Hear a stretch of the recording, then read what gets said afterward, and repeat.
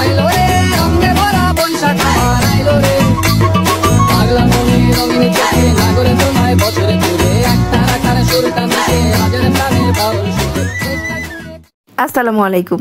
না, এটা কোনো বৈশাখের ভিডিও না, তবে পহেলা বৈশাখের দিনই আমার নিজের বিশেষ একটা প্রয়োজন স্বার্থে আমি গিয়েছিলাম বসুন্ধরা সিটি শপিং কমপ্লেক্সে। আর সেখানে গিয়েই দেখলাম বসুন্ধরা সিটি শপিং কমপ্লেক্সে পুরোপুরি বৈশাখ উদযাপন হচ্ছে। তো যাই হোক, বাইরে যাব বলে দুপুরে খাওয়া দাওয়া করে এই তো রেডি হতে চলে এসেছি। যদিও দিনটা ছিল বৈশাখ, নামানো উচিত ছিল লাল শাড়ি লাল চুড়ি, কিন্তু না, এই গরমে শাড়ি পরে যাওয়ার ধৈর্য আমাদের মা মেয়ে কারোরই নেই। আমরা একদম সিম্পল দুইটা ড্রেস পরে যাব। আর আমার পেজে যে আপুরা আছেন তারা বরাবরই জানেন আমরা দুইজনই সিম্পল থাকতে খুব বেশি পছন্দ করি। তো আজকেই টেইলর থেকে এই 4টা ড্রেস নিয়ে আসা হয়েছিল, 2টা আমার জন্য 2টা রোদসির জন্য। তো নতুন ড্রেস পরার মজাই আলাদা, হোক না সিম্পল, তাই ভাবলাম এখান থেকেই 2টা ড্রেস আমরা পরে যাব। তো এই ইয়েলো কালারটা আর তার সাথে হচ্ছে পার্পল কালার, এই 2টা ড্রেস হচ্ছে আমার জন্য। আর এই 2টা ড্রেসই আমি অনেক সিম্পল ভাবে মেক করেছি। তো ডিজাইনগুলো একটু পরেই দেখিয়ে দিচ্ছি, তার আগে দেখিয়ে নেই এই ড্রেসটা আমার কাছে অনেক বেশি ভালো লেগেছে। তবে এটা রোদসির জন্য। এটা লাইট ল্যাভেন্ডার সাথে নুট পার্পেলের একটা কম্বিনেশনের ড্রেসটা মাশাআল্লাহ অনেক বেশি সুন্দর, আর এটাও অনেক বেশি সুন্দর। তো এই 4টা ড্রেসের মধ্য থেকে আপনাদের ভাইয়া আমাকে বললো আমি যেন এই ইয়েলো কালারের ড্রেসটা পরি। তো এটা হচ্ছে ইয়েলো এবং নেভি ব্লু টাইপের কালারের মধ্যে একটা কম্বিনেশনের ড্রেসটা মাশাআল্লাহ অনেক বেশি সুন্দর। আর এই হচ্ছে পুরো ড্রেসটা, আর তার সাথে হচ্ছে ইয়েলো কালারের হবে প্যান্টের কাপড়টা। তো এই সালোয়ারটা আমি একদমই সিম্পল ভাবে প্যান্ট কাট সিস্টেম করে বানিয়েছি। আর এটা হচ্ছে এটার ওড়নাটা, সুইস লনের ওড়নাগুলি বরাবরই খুবই পাতলা নরম টাইপের ম্যাটেরিয়াল হয়, আবার খুব বড় সড়ো হয়, একদম 5 হাত নামাজি ওড়না হয়। আর রোদসি পরবে হচ্ছে এই ড্রেসটা অসম্ভব সুন্দর একটা ড্রেস, এত বেশি ক্লাসি লাগছিল রোদসি পরার পর কি আর বলবো। যারা হালকা কালার পছন্দ করেন, সিম্পল লুক পছন্দ করেন, এই ড্রেসটা তাদের মন কেড়ে যাবে। তো এবার রোদসির স্লিভসটা আমি একটু ভিন্নভাবে তৈরি করে দিয়েছি। বরাবরই তো জামার কাপড় দিয়ে এক্সট্রা লং করা হয়, কিন্তু এবার বলেছি যে সালোয়ারের কাপড়টা দিয়ে করে দিবেন। আর এই তো হচ্ছে গলার ডিজাইনটাও একদমই সিম্পল রেখেছি, চারপাশে পাইপিং দিয়েছি।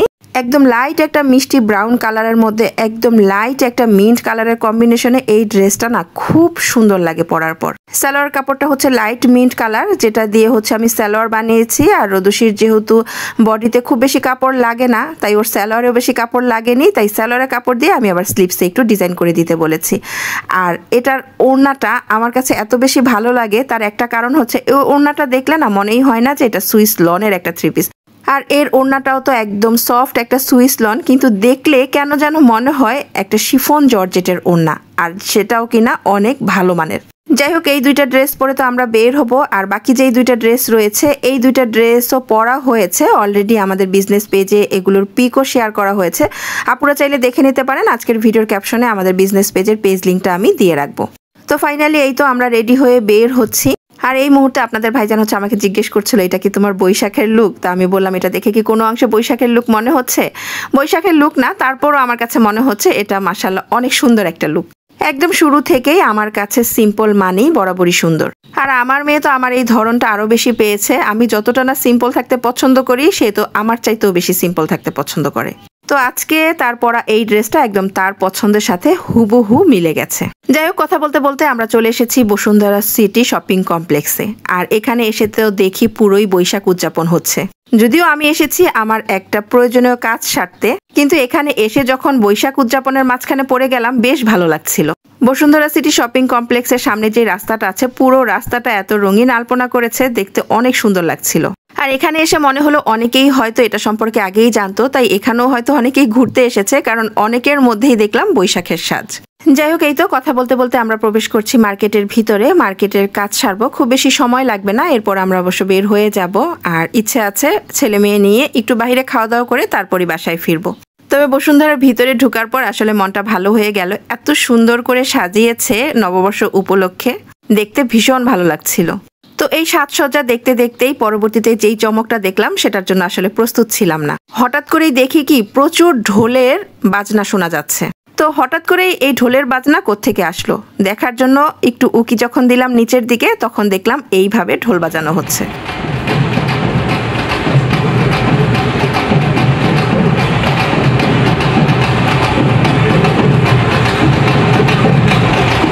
যাই হোক, এরপর তো আমরাও দাঁড়িয়ে কিছুক্ষণ ঢোলের বাজনা শুনলাম, নাচ হলো সেটা দেখলাম, কাজ সারলাম।